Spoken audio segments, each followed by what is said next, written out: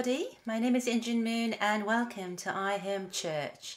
For those of you joining us for the first time, don't forget to subscribe to our email list. Today, I would like to share with you a little experience that I had waiting online to buy a gift for a friend. I was at a department store and these two ladies were in front of me purchasing I guess beautiful dresses for their evening out or their event night, and they were talking about how it's not much time before the next year is around the corner, and that means New Year's resolution again. And this year's new resolution that I made earlier in January, I had great plans for it, but so far October has been a disaster, and a November is certainly turning out to be a November. And this lady said that December is not looking any better, so she was telling her friend that I have to go a size larger on the dress that I'm buying for the event. But come January, diet again. And as I was listening to these two ladies' conversation, I thought to myself, where have I heard that before? Diet again. And where have I heard all of these good intentions when it came to New Year's resolutions? And how many of us come October, November can say that we've held steadfast to our resolutions that we had made earlier in January? Well, I think a lot of us can understand what these ladies are talking about or what they're going through. And I certainly have been there myself. But after many different rounds of diet again, I decided not to die yet again. In other words, dying, just because you're dieting or just because you're practicing some kind of a prohibition against the foods that we like to enjoy, or because we are practicing some kind of a self-denial, because we want a healthier body or a thinner body or whichever one you're going for. We realize that we put ourselves into a very negative mind frame when we decide to go on a diet, because immediately it triggers all of these lists of all the different things that we cannot enjoy anymore, that we have to forego, that we have to deny. And the worst thing about going on a diet is that when we starve ourselves from the very things that many of us enjoy, which is chocolate and desserts and all sorts of stuff, it just makes us want it even more. So we may be very successful at starving for a short time, but the problem with the starvation diet is that once you cannot take it anymore, then we're going to explode on the foods that we have been starving ourselves from. And that is never a very beautiful sight to behold. And so I thought about, how really, in order to really go on a diet for healthier living, it's not just a matter of denying certain food groups or telling yourself this is a list of all the things you cannot do. But it's really about changing our attitude towards food. It's really about having a different perspective on a new lifestyle that we want to invite into our lives, so that we can better our health, so that we can better our physique, because we want to be leaner and thinner and whatever else we're going for. And so whenever we're dealing with anything to do with diet, the big word of the day is temptation. And these two ladies standing in front of me in line talking about their diet disasters were certainly talking about all of these succulent temptations, you know, three-tiered velvet cakes and buttercream frosting and you know, devil's food cake. Am I making your mouth water already? Yeah, you know what I'm talking about. But here they were talking about all of these things that they couldn't have anymore, and that they basically decided not to have. And it was such a struggle for them because it was such a temptation, these succulent morsels that they would have to give up in order to fit into the dress of their wish. And all of these delicate flavors that they were going to deny themselves in order to be that lean and healthy machine that they wanted to work off in the gym. And you realize that these ladies are kind of, you know, struggling so much because these things are so enticing. But, you know, as long as we are constantly putting ourselves against the very things that entice us, or we're always kind of training in terms of creating bad habits of telling ourselves, these are the things that we cannot have, that we cannot do. As long as we keep on telling ourselves all of these things are the things that we cannot have, it really defeats the purpose, because in the end you want it even more. And so one of the things that I realized about dealing with temptation, and you know, temptation can come in the form of food, or for many people it can come in the form of sex. Many people it can come in the form of drugs and alcohol and all sorts of things.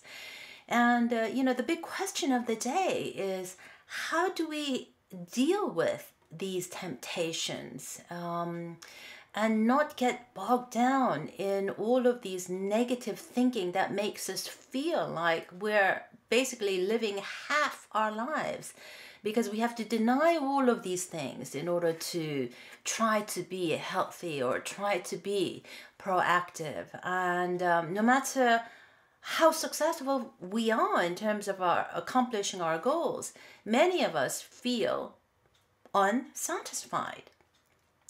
And you know, it just goes to show that it's not just you and me and these two ladies waiting in line, but I received an email a while back from a young gentleman. And he was dealing with the very thing too. He was dealing with the big word, temptation. And he was saying, you know, beautiful women are my enemies because they are the biggest temptations in my life. What I want more than anything is to have a beautiful family. But there are too many beautiful women in the world out there, and they're constantly enticing me. They're constantly seducing me. Therefore, I have to tell myself that they are my enemies. And so he was writing to me saying, Pastor, I need to go on a diet when it comes to beautiful women. And my response to him was, the minute you tell yourself that you're going to go on a diet, you're kind of putting yourself into the disaster mode of what I usually see as a disaster mode, in that, you know, when you kind of tell yourself that these are your greatest temptations and that these temptations are your enemies now, because these enemies are something to be feared because they seduce you, they entice you, they make you miserable. And then, you know, when they do become successful in enticing you, then you feel guilty. Then you feel like you have to go into the cycle of self-denial and deny yourself all of these things to cleanse yourself. But then you start again meeting up with the word temptation, and then again dealing with fear and guilt and self-denial, and then temptation again. And you run into this vicious negative cycle that is incredibly difficult to break. And so what do you do when you find yourself in this negative cycle where it's constantly, haunting you? This big word, temptation, is haunting you. And temptation leads to fear, guilt, self-denial, temptation. It feels like you're on a treadmill of temptation and there's just no way to get off. And many people are trying to grapple with this big question: how do I get off the treadmill of temptation and get on the path or the journey of manifestation, truly being the kind of a person that God wants you and I, as his and her eternal sons and daughters, that we are meant to be? How do we manifest this divine light that we have in all of us and really be that powerful, empowered, inspired, and connected individual, instead of living our lives almost at a half capacity where we feel dissatisfied and unfulfilled, and we're always in this mode of trying to deny and constantly being bogged down with lists of all the things we cannot have, we cannot do. Well, my father said that the biggest struggle that anybody has to go through in their lifetime is really the struggle between mind and body. The mind wants one thing, but the body wants another. And it's really being able to own yourself by having mastery over mind, over body, that is really the beginning point where you become an agent of change yourself, and then manifest it into your family, and then that family manifests this agent of change into the community, and then to the society, and to the nation, and to the world. But it starts with us. And this tackling of this problem of temptation is incredibly important, because if we can learn how to overcome temptation and learn to work with it and choose a healthy lifestyle that will afford us everything that we really want in life, then we can be incredible men and women of God. Well, the Bible passage that I want to share with you when I think about the sufferings of mind and body dealing with temptation, and the mental and the emotional suffering, this is the psalm that I like to read to myself. This is Psalm 13, and it's a prayer of deliverance by David, and it goes like this. It says, "How long, O Lord, will you forget me forever? How long will you hide your face from me? How long must I bear pain in my soul and have sorrow in my heart all day long? How long shall my enemies be exalted over me? Consider and answer me, O Lord, my God. But I trust in your steadfast love. My heart shall rejoice in your salvation. I will sing to the Lord because he has dealt bountifully with me." So what the psalmist is saying basically is, God, I'm in a whole lots of pain. Why will you not deliver me? And many times when we're tempted by certain things, by this beautiful mountain of a chocolate lava cake, and many times we're staring at that cake and, we're saying to God, God, I am suffering because I want to dive into that cake with my teeth first. But I can't have it because I want to reach this goal. So why are you torturing me by creating this incredible, bountiful desserts for me to be enticed by, for me to be seduced by, for me to be tortured by, you horrible God? And many times we kind of blame God for our inability to control our own emotions, our own feelings, or our own desires. But the wonderful thing about David is he, like us, knows what it feels to be enticed, for what it feels to suffer through the pain of not being able to enjoy that succulent, three-tiered chocolate lava cake. But at the same time, he reminds himself, he says, but I trust in your steadfast love. And this phrase, short phrase, steadfast love, is incredibly important to the psalmist and is incredibly important to the writers of the Old Testament. And when they talk about steadfast love, they're basically talking about God's essential character, or God's love, his steadfast, unerring, eternal love that he has for all of us, for his children.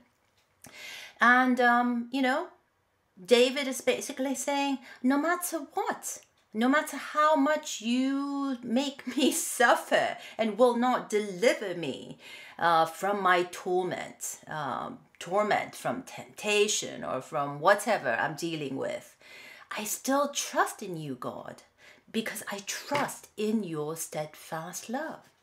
And he goes on to say, my heart shall rejoice in your salvation. When David says your salvation, basically what he's talking about is our eternal life in God, received by God. So in God, we have this incredible thing called life, and that's a reason to rejoice. And he reminds himself that I will sing to the Lord because he has dealt bountifully with me. Regardless of what I might be going through momentarily in my life, or a certain phase in my life, tackling this mountain of delicious chocolate cake, or as this young man was saying, all of these beautiful women are just making my life miserable. But all in all, we have to remember that God blessed us bountifully. That means he blessed us abundantly. He blessed us with all the things that we need to take ownership of our lives. And so the great thing about this passage, Psalm 13, is that, David, just like us, is a human being. He understands what we're going through, and many times he has maybe even complained to God or blamed God. Why are you not delivering me from all of these ills that I'm suffering? But he reminds himself, just like the way we need to remind ourselves, that regardless of what we are going through, that we have to trust in the steadfast love of God, meaning reminding ourselves that God is our eternal parent. And God didn't create all of these beautiful women just to make this young man miserable. Again, the young man is so wrapped up in all of the ills that he's dealing with. In a way, he becomes the center of the cosmos. But he has to remember that God created beautiful women for incredible husbands that they will have one day. God didn't create beautiful women to make this man suffer. Maybe it's to inspire this man to prepare himself so that he can be an awesome husband for a beautiful wife in the future. So God says, David reminds us that we have to, regardless of what we're going through, we have to trust in the steadfast love of God. And we have to rejoice in your salvation, meaning in our salvation, our eternal life received by God, understanding that we are his children, that we are his eternal sons and daughters. That in and of itself is reason to rejoice throughout our life. But more than that, we should remind ourselves to sing to the Lord.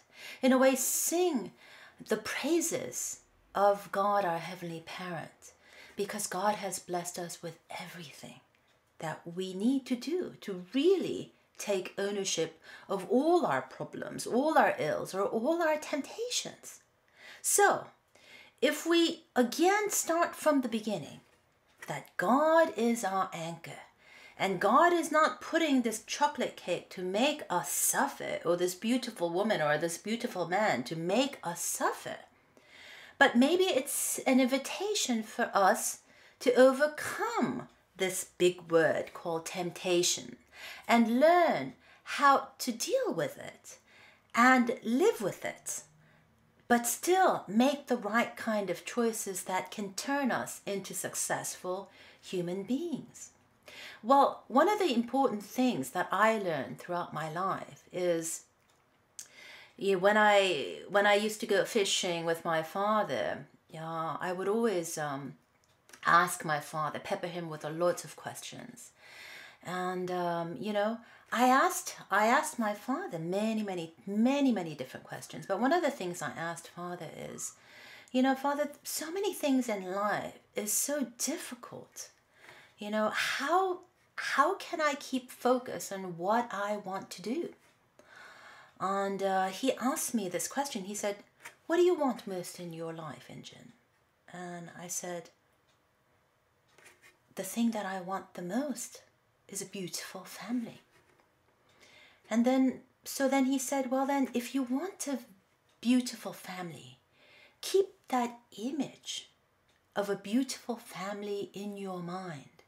And regardless of what you're going through in life, let that be your inspiration to overcome difficulties, overcome obstacles, overcome temptations. And as long as you can visualize what you want to accomplish, you will get there.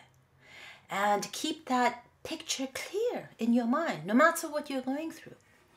So the way my father encouraged me to deal with temptations or obstacles is, number one, visualize what you want. What do you want in life? And this young man very clearly said he wanted a beautiful family, just like me. That was the single most important thing I wanted in my life. I wanted a family. I wanted a wonderful spouse, a wonderful husband. I wanted children. I wanted to be a grandma. That is what I wanted. And so if that's what we want, and we can visualize that that is what we want, then the next step we need to do is to realize that we have within our hands this thing called 5% responsibility. All the temptations in the world are out there. And there are many things that can seduce us, entice us, can lead us astray. But we have the power to decide. In essence, we don't have to just follow the seductress, or we don't have to follow the enticer. We can decide not to do so if we don't want to. That power is within our hands. So as long as we can visualize what we want, I want a beautiful family, then we can choose wisely. We can choose to break the negative cycle of temptation, fear, guilt, self-denial, and temptation again, and really decide to adopt a new lifestyle. Instead of a lifestyle where we are literally slaves to this word, temptation, which leads us to fear and guilt and self-denial and then temptation all over again, we can break that cycle. We can decide and choose wisely to live a healthy lifestyle.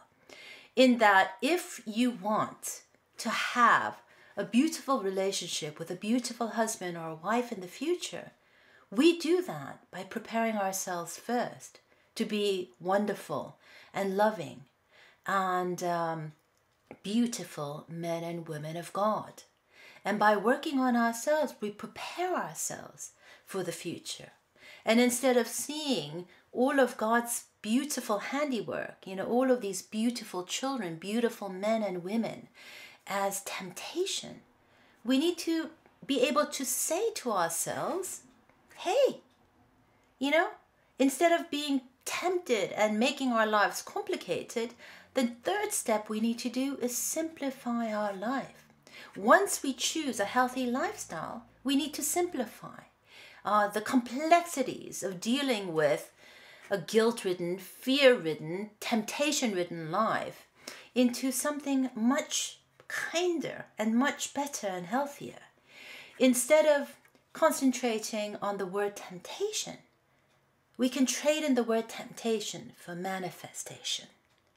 for all the things, beautiful things that we are going to manifest out onto the world, that really comes from where we are, that really comes from who we are, which is divine sons and daughters of God.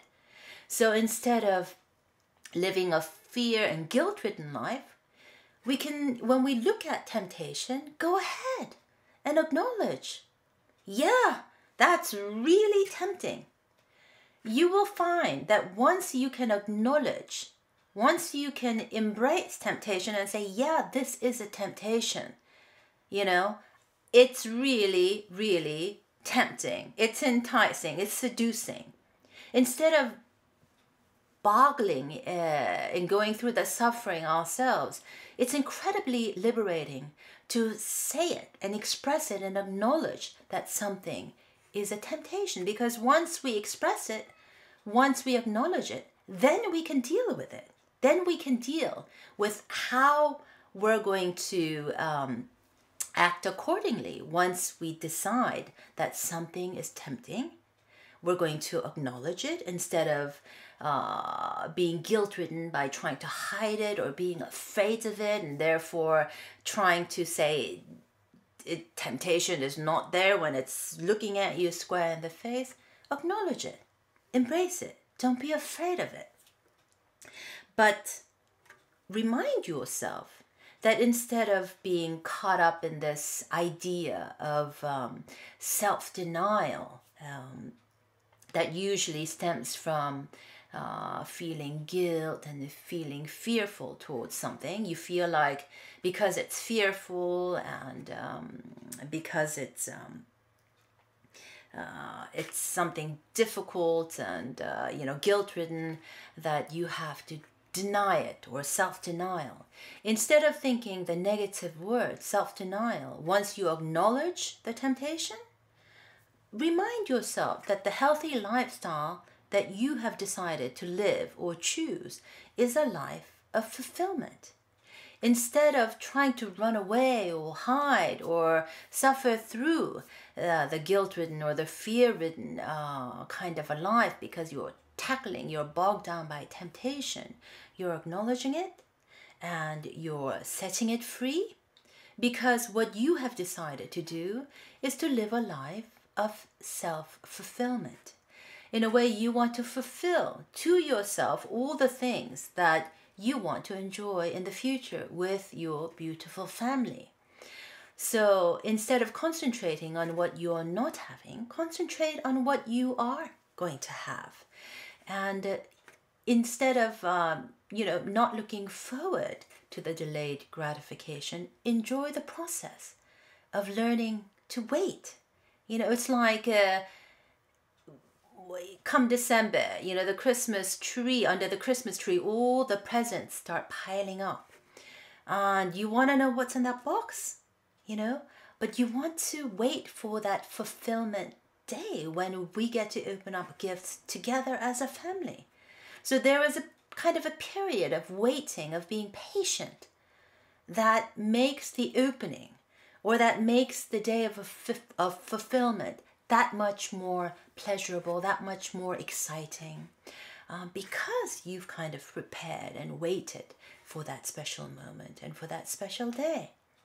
So when we think about, the things that you and I have to deal with in the course of our lives, our life is kind of long. But one of the things to remind ourselves when we feel like we are being tempted is to remind ourselves, the word temptation, the word temp means temporary. It's short-lived. And what we want as human beings is to love and to be loved eternally, forever. We want to learn how to love somebody eternally. We want to learn to love somebody forever. And if we want to do that, then we have to build up the good kind of habits that is manifested in our lives. So it's not the chocolate cake that is going to kill us, but the bad habits that is manifested through a lifestyle that will do us in. So when we see a huge mountain of temptation or an obstacle in front of us, just remember that the pleasure of temptation is short-lived, but the residue is very, very long, in that you eat that chocolate cake, the pleasure of it might be incredibly intense, but short-lived. But the residue, the amount of exercising you will have to do to burn off thousands of calories is going to be quite arduous and quite challenging. But the great thing about manifestation is that the pleasure of manifestation of good habits in a lifestyle is eternal and it's everlasting. And for those of us who want to experience true love, or love that is eternal, that is never ending, that is all encompassing, I mean, is that what you and I dream about? So learning how to tackle our temptation is one of those important lessons in life that can help us have great habits so that we are better equipped to really love somebody for the long run, or for the long duration, or the way I like to think of it is forever. So with that in mind, please remember, do not die yet again. No more diets, brothers and sisters. And we can overcome temptation by 3 simple steps. Visualize what you want, choose wisely, and simplify your life. And if you do that, you will see that life is indeed quite beautiful, and life can be simply elegant. And that is exactly what I want to have in my life.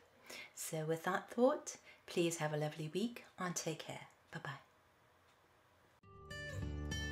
If you have any questions and comments, please leave them below the video or go to enginemoon.com and use the contact form. And don't forget to subscribe to our email list. And if you would like to contribute to our work here at iHome Church, please click on the donate button. Thank you. Bye-bye.